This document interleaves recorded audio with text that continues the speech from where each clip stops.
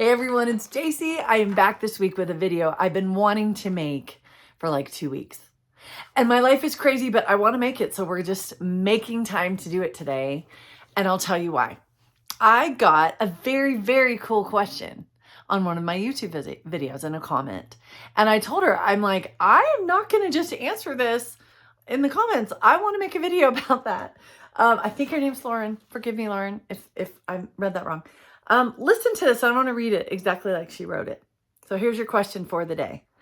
Out of all the books you have read, out of all the information you have consumed, and I've been at this 20 years, remember, what has been the most life-changing and profound insight that has set you free from overeating? There's probably thousands of gold nuggets you have found in all the books you have read, revelation in time spent in prayer, etc. But if you had to pick one insight that set you free, what would it be? Isn't that a cool question? And those of you that have been listening and have watched videos before, I think you're already going to know. But if this is the first video I've ever seen from me, if you're new to my channel, we got to shout it loud and clear today. There is one thing. I knew immediately when I read her question what it was. And it's the whole purpose of my channel. It is a faith-based approach. It is saying in our struggles with food, be it addiction, emotional eating, stress eating, disordered eating, whatever, binging, whatever you struggle with, and however long you've been struggling with it, it's coming to the point finally where, like the prodigal son, we come to ourselves. Maybe we come to the end of ourselves and we say, this will never be healed except through Christ alone. He alone has the ability, and I'm going to completely surrender all my efforts and give it to him because I'm done. I can't do it. It is full scale acknowledgement that I don't just need a little help. That this may be, for many of us, right, the biggest fight of our life. And so it is in turning it completely over to him and saying, Lord, here, I'm done. I'm done with all my efforts. It's now your turn. I'm handing it over. Please heal me. We know he has the power to do so. I can do all things through Christ who strengthens me. We know he has the power to even heal sugar addiction. And I'll link another video below on that where I go off about that.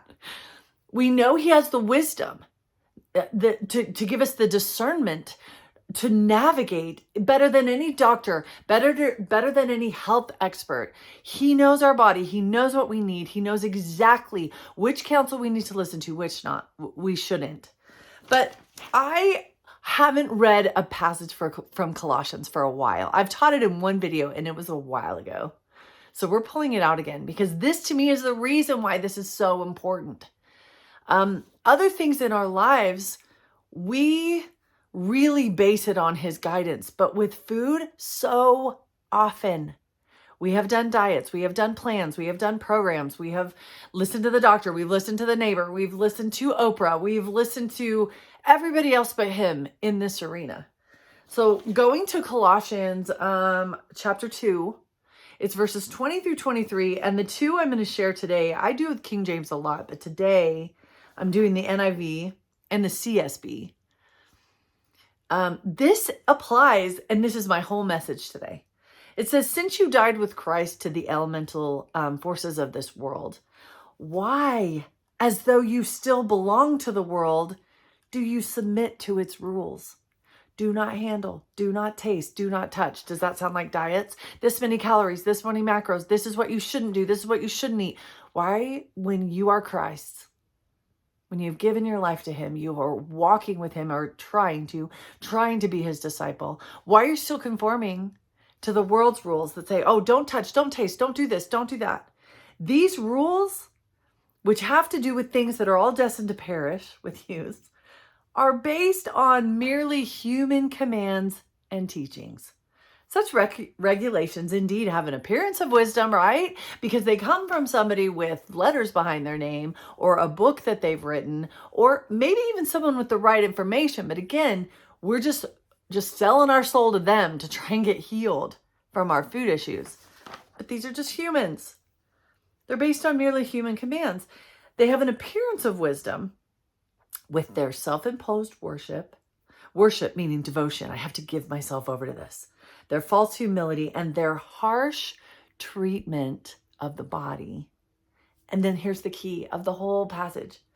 But they lack any value in restraining sensual indulgence. This is a battle of the flesh, and I'll put a video below on that I've made on that. This is a battle of the flesh. And Christ alone is able to help us, give us the strength, the power, the ability to restrain our sensual indulgence. Sensual just means our senses, right? Our tastes. We're indulging and we're indulging and we're indulging and we're trying to restrain, and we have absolutely failed at it again and again and again. And Paul is saying here in Colossians, why are you listening to human rules on how to restrain yourself? Why are you buying that new bestseller? Again, you may be led to. It may be that the Lord has led you to. So I'm not talking to you if that's the case.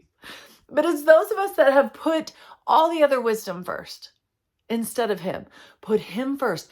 Let go of the human rules and then let him show us what the boundaries are, what works best for our body.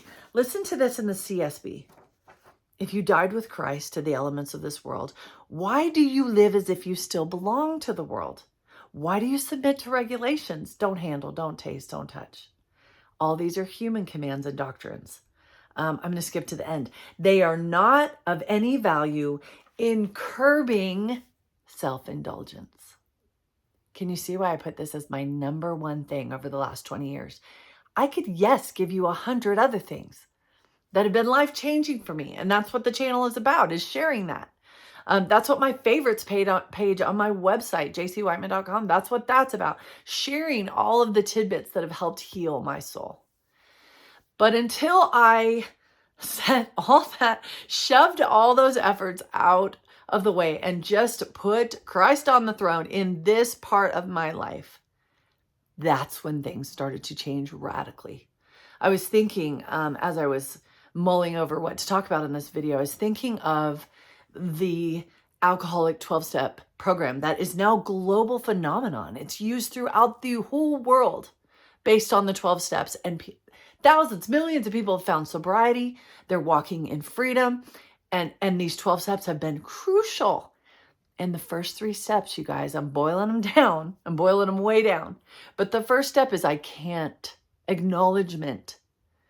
I've never gotten anywhere based off of diets and plans and programs and goals and pasting things on my mirror and making promises to myself. I can't. Full scale, like surrender and mission. This is too big. It's too hard. I've got too much stacked against me. I've tried too many times. This world of food, I mean, you've got your grandma begging you to eat their fudge. You've got your spouse, your coworker, your boss, everyone. Come on, food is everywhere. It's everywhere we go, every meeting. It's too hard. It's too big. Number 1 step, I can't. Not going to try that old way anymore. Number 2 step, he can. He is enough. He is big enough to heal this. Full acceptance of that. And then step 3, it's so key. Yes, I know I can't. Yes, I know he can. And then step 3 is, I want to let him. I think I'll let him. Asking him.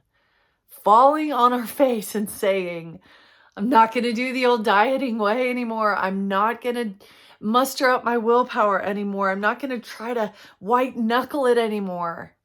I want to be healed at the root level. And only he has the power to at the very root, deep, deep in our soul, show us how to restrain that sensual indulgence. Show us how to have power over the flesh that has been in control in this part of our lives for many of us for decades.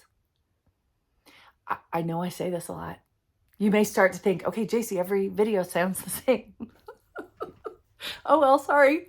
I'm shouting it as loud as I can because I meet hardly anybody that practices this way. Hardly anybody that's even a person of faith that lets him into all the other parts of their lives. And I have conversations with people all the time. I work in a clinic where I'm talking to people all the time. I've coached hundreds of people. And so many of us are like, yeah, my doctor said this. Yeah, I really think I should do this. Yeah, I heard this podcast. Which, again, none of those things are bad if we are first grounded on Christ and we are led to know which podcast and which book and which food boundary and which, it has got to be anchored in the fact that we can't do this, that he can do this. Like the woman of the issue with blood, the minute she touched that hem, the scriptures say that power went out of him and she was healed. After 12 years of nothing, 12 years of fruitlessness, 12 years of getting nowhere. Do you feel like her? Touch his hem. This is about, like her, fighting through the crowds. Like, I will not stop until I touch his hem because I need to be healed on the inside. I need to be free of this. Are you ready to be free? This is the way. This is the way. I hope that was helpful. Again, I will link some videos that can take you farther down the rabbit hole with these things if you would like to go. I hope that helps. Have a beautiful, wonderful week.